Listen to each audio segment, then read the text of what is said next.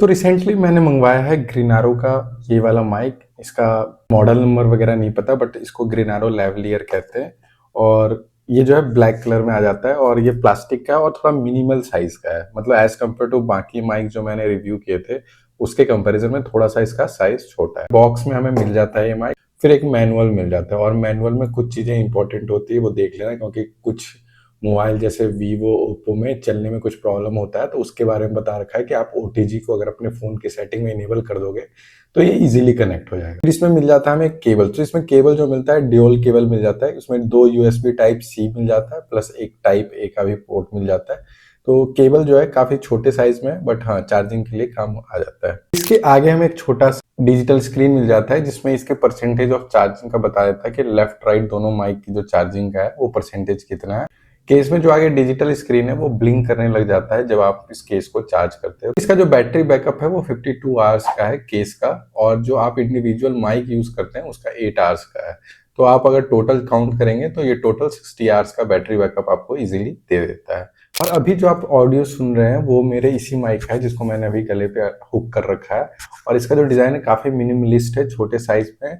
Hollyland का एक और माइक आता है उस 10,000 12,000 का, उसी की तरह सिमिलर डिजाइन में कॉपी किया गया है ग्रीनारो ने। ये माइक 2300 के अंदर आ जाता है और इसका जो वॉइस क्वालिटी है वो 2300 के हिसाब से जस्टिफिएबल है।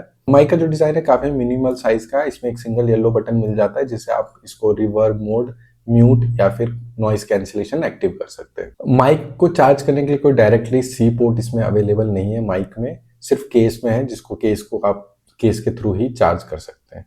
तो ये एंड्रॉइड आईओएस दोनों में चल जाता है। आईओएस फोन के लिए इसमें एक अलग से आपको कनेक्टर मिल जाता है। जो माइक का कनेक्टर है वो यूएसबी टाइप सी है, तो आपको एंड्रॉइड आईओएस जो नए वाले हैं उन सब में कनेक्ट करने में इजीली होता है। प्लग इन प्ले है, आपको कोई अलग से सॉफ्टवेयर या ब्लूटूथ की जरूरत नहीं है। सिंपली आप इसको कनेक्ट करोगे और ये काम करना शुरू हो जाएगा। फोन लॉक जब रहता है तो ये काम शायद नहीं करता, तो फोन अनलॉक करके यूज करें। एंड्रॉइड में कई बार अगर इशू आ रहा हो तो ओटीजी इनेबल कर दें, तब ये आपका काम करना शुरू कर देगा।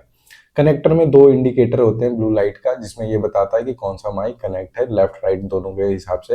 अगर दोनों इंडिकेटर दिखा रहा है तो मतलब आपका दोनों माइक कनेक्ट है, अगर एक इंडिकेटर दिखा रहा है मतलब आपका एक माइक कनेक्ट है। ये जो माइक है इसमें कोई मैग्नेटिक क्लिप नहीं है, इसमें सिंपल सा एक हुक टाइप का बना हुआ है जिसको आप हुक करके इसको शर्ट के बाहर अपना दिखा सकते हैं। इस तरह का माइक बाहर की तरफ रहता है, तो ये ऑलमोस्ट हिडन रहता है। ये बहुत ज्यादा आपको बल्कि दिखेगा नहीं और बाहर दिखता भी नहीं है, बहुत छोटा सा माइक। तो माइक की वॉइस क्वालिटी टेस्ट कर लेते हैं। तो अभी जिस रूम में मैं बैठा हूँ इस रूम में हल्का फुल्का नॉइस आता है, तो मैंने अभी नॉइस कैंसिलेशन एक्टिव कर रखा है, तो इसलिए नॉइस कैंसिलेशन एक्टिव के बाद कुछ इस तरीके का साउंड आपको मिल जाता है सुनने को।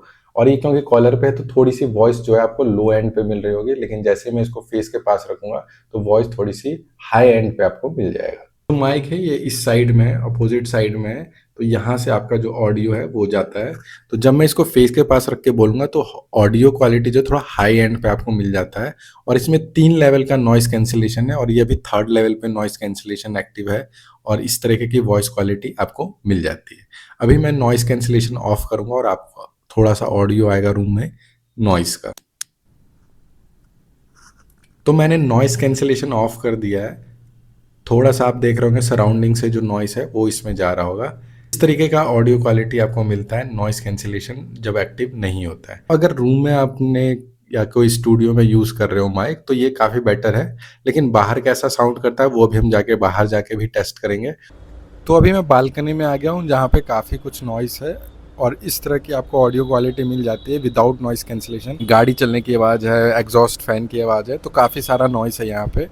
तो विदाउट नॉइस कैंसिलेशन इस तरह की आपको साउंड क्वालिटी मिल जाएगी बाहर पे बालकनी में।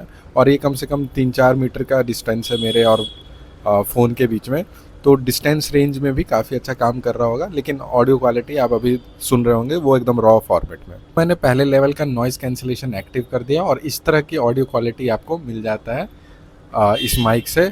तो अभी भी कुछ कुछ नॉइस तो आ ही रहा होगा, लेकिन हाँ एक लेवल के हिसाब से वो थोड़ा सा कम हो गया होगा। अब मैं सेकेंड लेवल का नॉइस कैंसिलेशन एक्टिव करूँगा। तो सेकेंड लेवल का नॉइस कैंसिलेशन एक्टिव हो चुका और इस तरह की ऑडियो क्वालिटी मिल जाती है आपको सेकेंड लेवल पे, जिसमें अभी भी हल्का हल्का नॉइस तो आ ही रहा होगा क्योंकि बाहर बालकनी में काफ़ी ज़्यादा नॉइस है।